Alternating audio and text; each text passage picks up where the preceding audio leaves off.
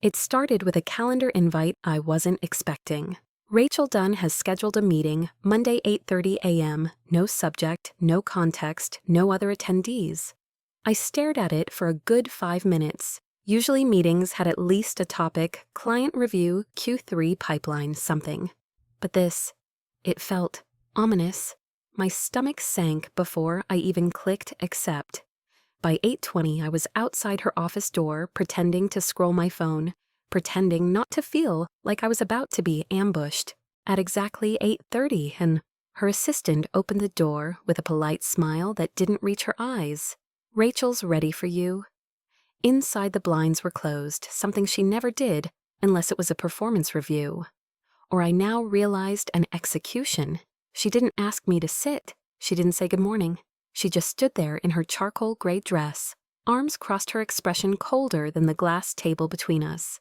"Claire, we need to talk about loyalty." That word loyalty, it landed like a slap. "We've come across some activity that suggests you've been exploring other opportunities. Am I wrong?" I opened my mouth, not to lie, not to deny, but to try to explain. But she held up her hand, a printed email thread, between her fingers like a piece of damning evidence. "We've seen enough. There's no need for a back and forth." That's when I knew. It wasn't a warning, it was a sentencing. I was being fired. I felt like the room spun slightly, even though I stood perfectly still. I gripped my bag a little tighter, not out of fear, but to ground myself, to feel something solid in that moment of surreal clarity. "You've always been valuable, Claire, but value means nothing without trust. And frankly, I can't have someone here who's already halfway out the door." She said it so cleanly, so corporately, like I was a defective product, a corrupted file. "Your access has already been revoked. Please return your badge and laptop at the front desk." Her eyes were already on the next tab in her laptop. I thought I'd cry. I really did. But I didn't. Instead, I nodded. Calm. Too calm, maybe. "Thank you for the opportunity," I said quietly. "I hope you find what you're looking for." Her eyes flicked up. Just for a second. She was expecting me to beg, or protest, or ask why. But I didn't. I just walked out, slowly, deliberately. Back at my desk, security was already there, too polite to be aggressive, too awkward to be kind. I packed up in silence.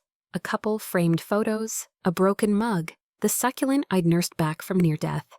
Coworkers glanced up, their eyes wide with questions they were too scared to ask. I smiled at them. Not a big smile, just enough to say I'm okay, even if I wasn't, not yet. I took the elevator alone, down 12 floors to the lobby. It was oddly sunny outside for early March, and somewhere between the parking lot and unlocking my car, a strange thought hit me. Rachel thinks she won, that she got rid of a threat, but she has no idea what she just did. Because sometimes the best revenge isn't loud. It's silent, it's strategic, it's knowing that the moment they closed that door on you, they opened one you never would have walked through otherwise. And that's exactly what happened next.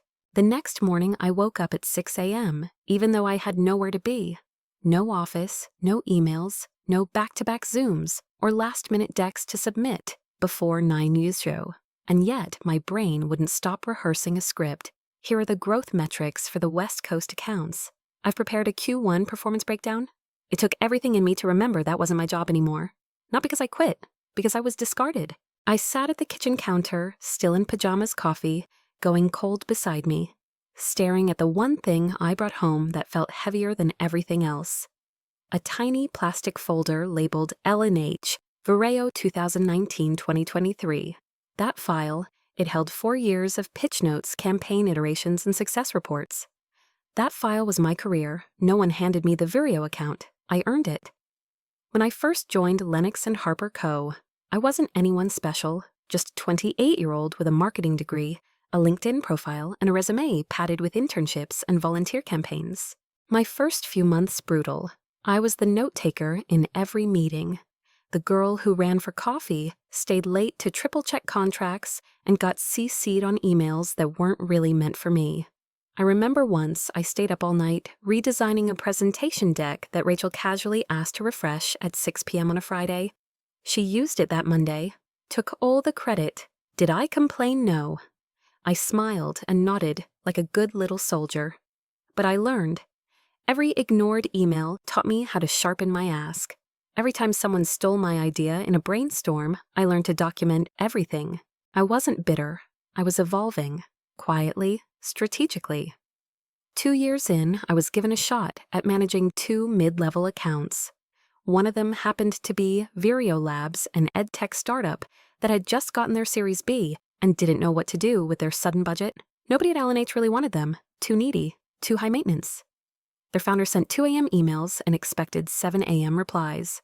But I said yes. At first it was chaos. They didn't know what they wanted. Their ads underperformed. Their brand message was all over the place. But I listened. I met them halfway.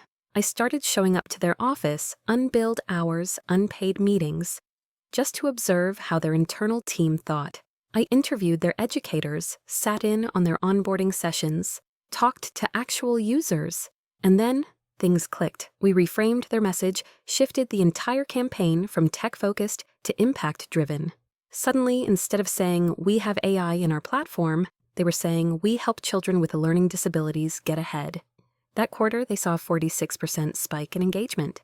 Their user signups doubled. And Rachel, she finally noticed me. "Nice work," she said casually. "We'll keep them in your portfolio for now." For now, as if I hadn't just saved a dying account and turned it into one of our biggest contracts. But I didn't argue. I kept showing up. I built a relationship with Ian Rayner, their creative lead, with Jess, their operations head, with Avni, the founder herself. By year 4, I was the reason they stayed with L&H, instead of hiring in-house like they planned. But here's the part that still stings. In those 4 years, I asked for 3 raises. I brought data, awards, client testimonials, ROI charts that would have made any investor throw money at me. Each time, Rachel nodded like she was impressed. Each time I got the same line, "It's just not the right time. We're adjusting budgets. Maybe next quarter." Meanwhile, the company, through lavish offsites, hired 2 new senior VPs, and Rachel got a Tesla. Still, I stayed. Not because I was weak, but because I believed loyalty was supposed to count for something. It didn't. It was just currency they cashed in until I was empty. So yeah, I updated my resume, not because I was ungrateful, but because I was done begging for scraps from people dining off my work. I didn't even want to leave, not at first. I was just preparing.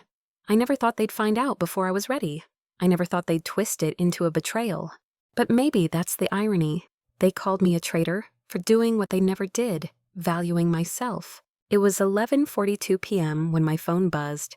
I was lying on the couch in sweatpants, half watching an old rom-com with a pint of cookie dough ice cream in one hand and a resume draft open on my laptop. I wasn't really paying attention to either. I was just numb. Still replaying that Monday morning on a loop in my head. Still hearing Rachel's voice. "This is about trust, Claire. Trust. What a joke." The notification lit up my screen. Ian Rayner, Vireo Labs, heard what happened. "That's seriously messed up. Call me when you can." My heart skipped. Ian wasn't just some client. We'd spent hours, late nights, early mornings, fire drill weekends, building campaigns together, fighting over copy lines and color palettes and messaging tone. He was intense, blunt, a little chaotic, but he respected me. He saw me. And he never texted outside work unless it was urgent. I stared at the message, then called him. He picked up on the first ring. "Jesus, Claire, are you okay?" I didn't answer right away. My throat felt tight. Not because I was about to cry, but because no one at L&H had even asked me that. "I'm fine," I said finally. "Just trying to process." There was a pause, then a sigh. "Look, I'm not going to pretend I don't have an agenda here," he said. "But what they did, it's not just bad form, it's reckless. They didn't even talk to you first." "No," I said. "Just printed out an email and told me I was done." Ian swore under his breath. "Avni's going to flip when she hears this." Avni, Vireo's founder and CEO. The woman who'd once told me, "You're the only person who understands what we're trying to do." Ian lowered his voice. "Can I be honest with you, please? We've been talking internally for months now about pulling away from L&H, going in-house, not because of you, but because, well, everyone else." I blinked. Everyone else. Slow responses, flaky campaign support, junior-level work dressed up as senior strategy. It's not sustainable. We were staying because of you. There it was. The thing I had suspected but never had the proof to confirm. I never planned to poach you, Ian continued. We were going to wait, let you give notice, do this the right way. But now he hesitated. Now I want to talk to Avni tomorrow. Because you don't belong out of work. You belong building something real. I sat up my back, stiff from the couch cushions. The ice cream started to melt in my hand, forgotten. Was this happening, Claire? He said softly. Would you be open to a conversation, a real one, about joining us officially?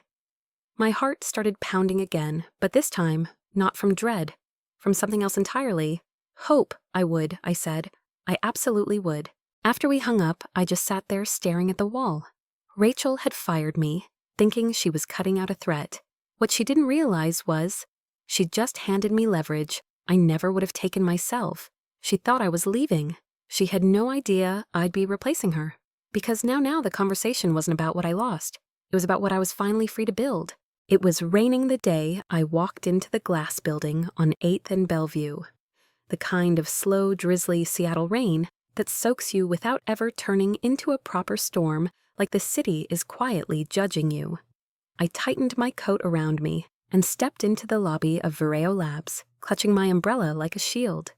It felt strange walking into a client's office, not as their account rep, but as, what exactly, a candidate, a consultant? Someone they technically no longer had to speak to. The receptionist smiled when she saw me. You're here for Ian and Avni, right? There in the corner suite, I took the elevator alone. No pitch deck, no proposal folder, no agency name attached to mine. Just me, Claire Morgan, unemployed, unrepresented, and walking straight into a meeting that might change everything. Ian was waiting by the door. You made it, he said, grinning. You look, well, not like someone who got fired 3 days ago. Thanks, I said. It's the rain. Makes everyone look dramatic and important. He laughed, then opened the door for me. Avni was inside, standing by the windows with a mug in hand. She turned as I entered, all business, but with eyes that looked tired. Tired in the way only startup founders get, after fighting for 5 years straight. Claire, she said, it's good to see you. I wish it were under better circumstances. I appreciate you taking the time, I replied. She nodded toward a small table with 3 chairs and sat down. There was no HR person, no recruiter, no scripted pleasantries, just Avni, Ian, and me. We've been considering building out an internal strategy division, Avni began. Something lean but impactful. We've outgrown outsourced models, and quite frankly, we've outgrown L&H. Not because of you, she added quickly. You were the glue, but glue doesn't fix cracks in the foundation. I stayed quiet, listening. What we need now, she continued, is someone who knows how to scale a brand that's no longer scrappy, but not quite corporate. Someone who understands storytelling metrics and partnerships, someone who doesn't need a big title to get things done. She looked me in the eye. You've already done this job for us, just not under our roof.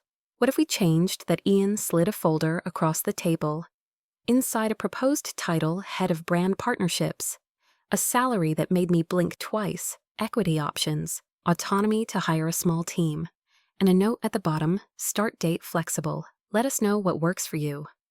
I felt something unfamiliar settle in my chest, a kind of stillness. Not relief, not victory, just truth. This wasn't a handout. This wasn't pity. This was earned. I closed the folder gently. I'm honored, I said. And to be honest, I didn't realize how ready I was for this until Rachel made the choice for me. Her mistake, Ian said. Our gain, Avni added. We talked for another hour about structure, goals, pain points, but my decision was already made. I walked out into the afternoon rain with the offer in my bag, my heart calm for the first time in months. Rachel thought she'd ended something, but all she did was clear the path for what came next. The first time I walked into the Vireo strategy room as their head of brand partnerships, I didn't feel triumphant. I felt alert. Not anxious that was gone now, but tuned in like my body knew I was no longer operating as a vendor pleading for attention. I was the one holding the map now, and I was about to redraw the territory. Our first internal sync wasn't glamorous. No ribbon cutting, no shiny new decks, just me, my laptop, and 2 marketing managers from the growth team huddled around a whiteboard that still had scribbles from someone's Q2 dreams back in March. They handed me access to Vireo's archive campaign, Briefs Analytics L&H reports.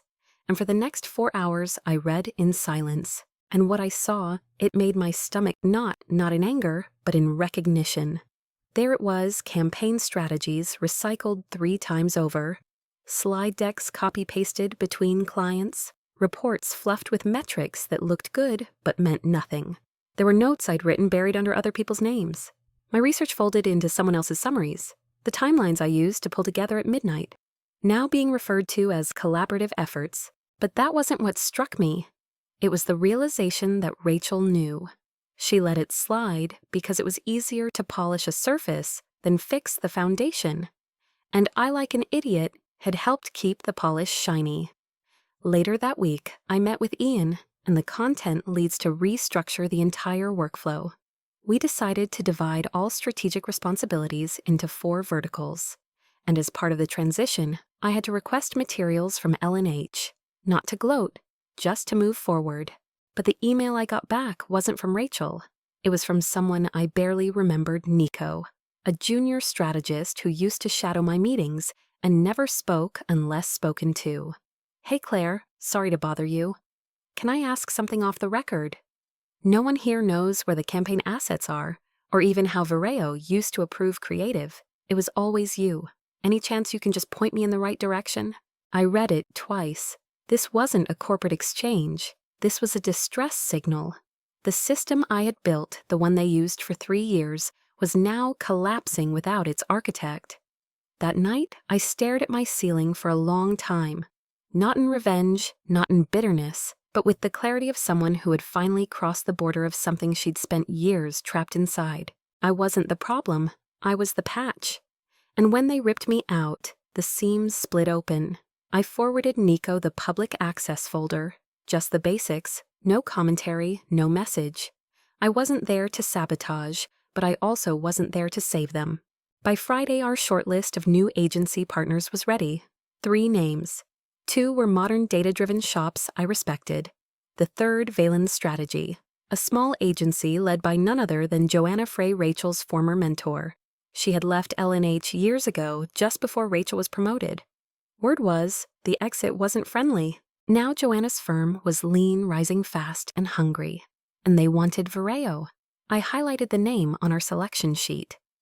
My team asked any concerns with Valen. I smiled. None. They know how to recognize talent before it walks out the door. I didn't feel victorious. Not yet. But I felt the shift. The winds were changing. And this time I wasn't bracing for the storm. I was directing it. I didn't expect the rumors to reach me, but they did. Not through LinkedIn, not through press releases, through whispers, quiet pings, late-night messages from people who used to sit 2 desks away from me, now wondering if they were next. It started with a group chat notification from someone I hadn't spoken to in months. Emily H. Creative Copy, Aero L&H. Are you seriously at Vireo now? Just heard. Things are tense here. Rachel's been in back-to-back meetings for days. Then came Thomas, the junior designer I once stayed late with during a holiday campaign crunch. "Claire," she told the team, "you sabotaged the account. Said we lost Vireo because you didn't leave properly." I didn't reply.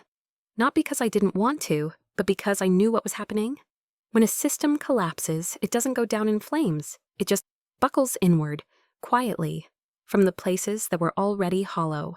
The following week, Valen Strategy was greenlit as one of our new partners at Vireo. Joanna Frey, Rachel's former mentor, walked into our office like she belonged there. Sharp suit, steady gaze, no hesitation. We didn't mention L&H. We didn't need to. Joanna knew exactly what this opportunity meant, and more importantly, she knew who made it possible. "Claire," she said after the kickoff call ended. "What they called disloyalty looks a lot like leadership from where I'm standing." "Funny," I said. "That's exactly what no one at L&H said." She smiled, but there was no pity in it. Only recognition. The next message I got was from Nico, the junior strategist who had emailed me weeks earlier, quietly asking for help. 3 people quit this week. Rachel had a meltdown on a client call. It says she's been locked in her office all day. It's chaos. Again, I didn't respond. What was I supposed to say? I warned you. She deserves it. No, that wasn't the story I wanted to be part of. The best revenge was never chaos. It was order built somewhere else. Meanwhile, at Vireo, my calendar was full. Strategy reviews, team onboardings, cross-functional check-ins. People asked my opinion. They acted on it. They came back with results. No one questioned my authority. Not because I demanded it, but because they trusted it. That was the thing L&H never understood. Trust isn't extracted. It's earned quietly, consistently, until one day, someone looks up and realizes you've been holding it all along. Late one evening, as I packed up to leave, my inbox pinged. Subject line confidential. From Melissa J., Finance Director, L&H, Claire. I know this might be out of line, but I just want to say I saw what happened. I saw everything. And if you ever need a reference or a collaboration or anything, I'm here. You weren't the traitor. You were the glue. I stared at the screen, unmoving, not because I needed the validation, but because it confirmed what I already knew. Rachel was no longer defending the company. She was defending herself. And when leadership starts turning inward, the end isn't far behind. That night, I stood by my window, watching the city light flicker below. And for the first time, I allowed myself one small indulgence. Not gloating, not vengeance, just satisfaction. They said I wasn't loyal. Turns out I was just early to see the cracks, early to leave, early to build something that wouldn't collapse when one person left the room. It was a Thursday when her name appeared in my inbox again. Rachel Dunn, subject coffee. Just that, one word, a question, no context, no apology, no explanation. I stared at it for a long time. I had imagined this moment before, more than I'd admit. Not because I wanted revenge, but because I needed to know, would she ever see it? Would she ever realize what she destroyed, just to protect her illusion of control? And now here she was, reaching out, not in dominance, but in desperation. I didn't reply immediately. I waited 3 days, not to be petty, but because I had meetings, deadlines, a team of 8 that now looked to me for guidance, not permission. When I finally responded, it was short. Sure, tomorrow at noon. Vireo Lobby Cafe, 30 minutes, nothing more. She arrived early, same blazer, same posture, but something was off. The edge was dulled, the polish a little too thick, as if she was trying to glue herself back together. I nodded toward the table I'd already chosen, near the window facing the street. I made sure she'd be the one sitting with her back to the glass. Thanks for meeting, she said, reaching for her coffee without sipping it. I nodded but said nothing. Let her start. I've been reflecting, she began, voice tighter than usual. About how things ended, about what I could have handled differently. You mean how you handled me? I asked evenly. She flinched. Just barely. Yes, she said. That. There was a pause and I let it sit, let her stew in it. I had no intention of filling the silence for her comfort. The truth is, she continued, L&H is in a fragile place. We've lost 2 major accounts since Vireo. Morale is low. Some of the board is asking questions. So this isn't a personal coffee, I said. No, she admitted. It's professional. But I also want to say I'm sorry for how I handled your departure. I was threatened. I see that now. I studied her face, and for the first time I saw fear. Not fear of me, fear of irrelevance. Why now, I asked. Why reach out? She hesitated. Because I know your voice carries weight. And if there's ever an opportunity to collaborate?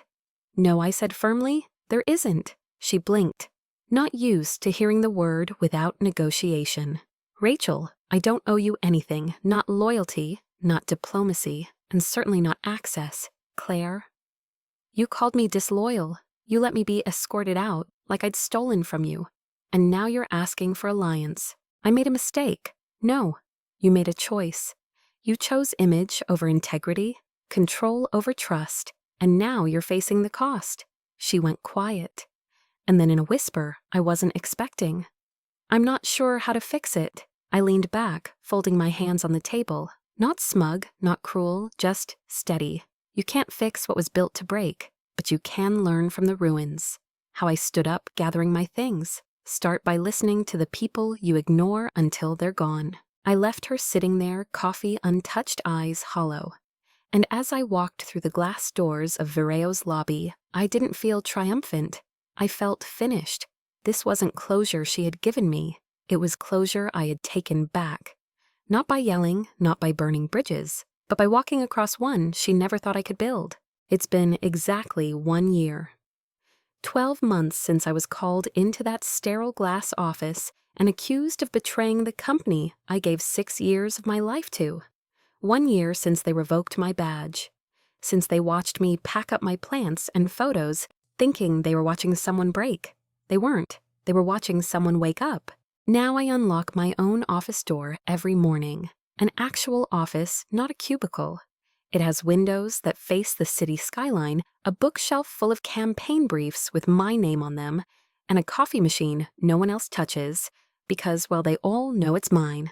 The team I lead spans 5 departments. We just closed our 3rd consecutive quarter above projection. And last week I was invited to speak at an industry panel about leadership after upheaval. I almost laughed when I saw the invitation, because upheaval is too soft a word for what I went through. But maybe that's the point. Sometimes the world doesn't throw you off course. Sometimes it yanks you out of a place you never should have been in the first place, and sets you down where you were always meant to be. Rachel hasn't contacted me again. I heard through someone, maybe Nico, maybe Emily, that she stepped down 2 months ago. No press release, no LinkedIn update, just disappeared. There was no applause, no scandal, just silence. That's how weak structures fall, isn't it? Not with sirens, but with exhaustion. People sometimes ask if I'd ever go back into agency life, if I'd ever work under someone again. And I never answer the way they expect, because I don't say no out of pride. I say no because I've tasted what it's like to build without begging, to create without being questioned, to lead without having to ask for permission. And once you've lived that version of your life, you don't shrink back to fit the old one. You don't explain why you left. You just keep walking forward. Today, I mentor 2 women on my team, both sharp, strategic, and still sometimes too apologetic for being smart. I tell them the same thing someone should have told me years ago. If they call you difficult, ambitious, or disloyal, smile. You're probably getting too close to your power for their comfort. I didn't get revenge. I got clarity. I got peace. I got freedom I didn't know I was allowed to have. And I never asked for it. I took it. Because I finally realized you don't need permission to stop being underestimated. You just need one moment, one decision to walk through the door they slammed shut and build your own.